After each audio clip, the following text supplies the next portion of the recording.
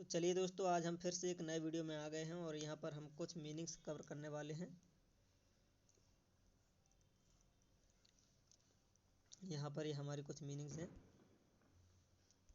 और हम बताएंगे कि कौन सा वर्ड क्या है। यानी कि इंग्लिश भाषा में जो ये मीनिंग होती है इनको केवल 8 प्रकार की कैटेगरी में बांटा गया है, 8 प्रकार के शब्दों में बांटा गया है। तो मैं आपको बताता जाऊँगा, समझाता जाऊँगा कि कैसे हमें इनको पढ़ना है। जैसे कि ले एग्ज, ले एग्ज यानी अंडे देना, क्या होता है? ये हमारा वर्ब है। क्या है? वर्ब है, वर्ब कैटेगरी के अंदर आएगा। और लिटिल फेरी यानी छोटी परी, ये हमारा नाउन है, छोटी परी, ठीक है। और नोडेड, नोडेड यानी सर हिलाया।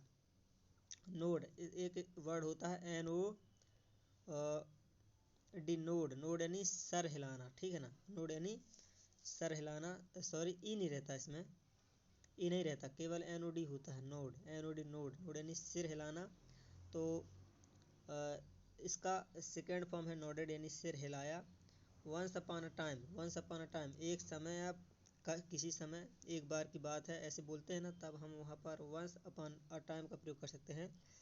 ये हमारा एक एडवर्ब की तरह काम करेगा। एक समय था, क्या था? ये हमारा एक एडवर्ब की तरह काम करेगा। ये फ्रेजल वर्ब है। वैसे ये क्या है? ये इसको फ्रेजल वर्ब बोलते हैं, सॉरी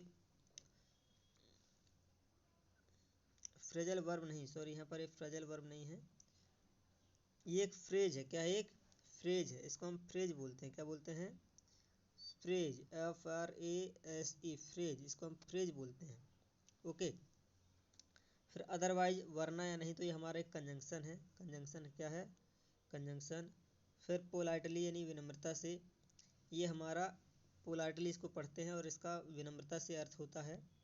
फिर यहाँ पर रिटायर्ड यानी सेवानिवृत्त, रिटायर्ड ये हमारा सेवानिवृत्त है, एडजेक्टिव हो गया।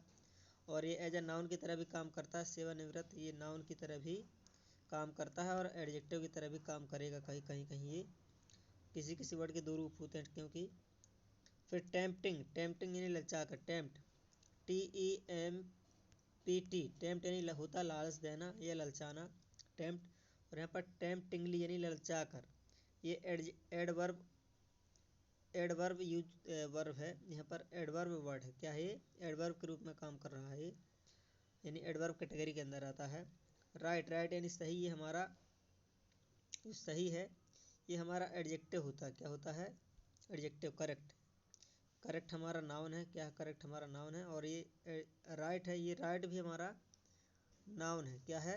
नाउन है, बट राइट अलग अलग प्रकार से यूज किया जाता है। एडजेक्टिव की तरह भी यूज किया जाता है ना।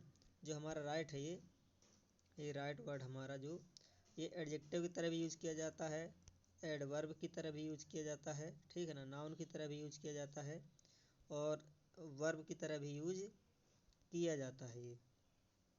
ओके। फिर हमारा टेम्पटिंग ललचा कर। फिर इसके बाद है यूजफुल। क्या है? यूजफुल यानी उपयोगी, यूजफुल यानी उपयोगी। तो इनमें से जो भी आपको मीनिंग पसंद आती हैं तो इनको लिख लेना और याद कर लेना। यदि आप सभी लिखना चाहते हो सभी लिख सकते हैं। और इनको पढ़ते कैसे हैं? जब मैंने बोला तो आपको ध्यान से सुनना। जैसे इसको यूजफुल पढ़ते हैं तो हिंदी तो आप लिख ही सकते हैं। जैसे मुझे लिखना है यूजफुल, तो हम क्या लिखेंगे? यूजफुल। ऐसे तो हिंदी तो आप लिख ही सकते हैं। जैसे इसको लिखना है रिटायर्ड, तो क्या लिखेंगे?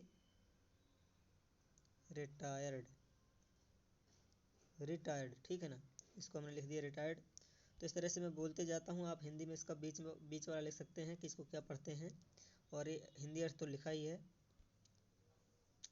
ये अगेंस्ट, अगेंस्ट यानी खिलाफ, ये हमारा क्या है? एक प्रीपोजिशन है। क्या है ये प्रीपोजिशन है।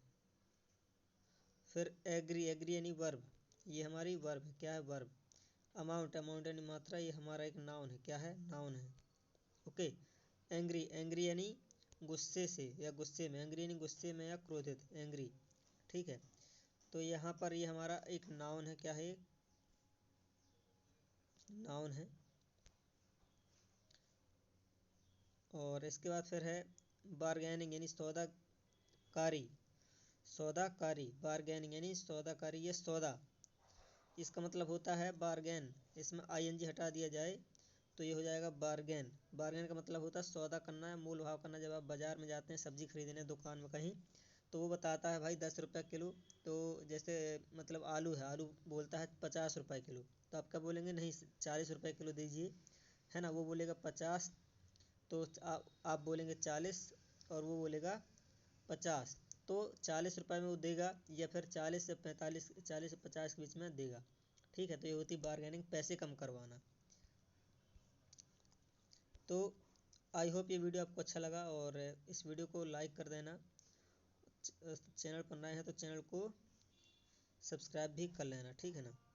लाइक कर देना और अपने दोस्तों को शेयर कर देना, और सब्सक्राइब भी कर लेना। मिलते हैं नेक्स्ट वीडियो में।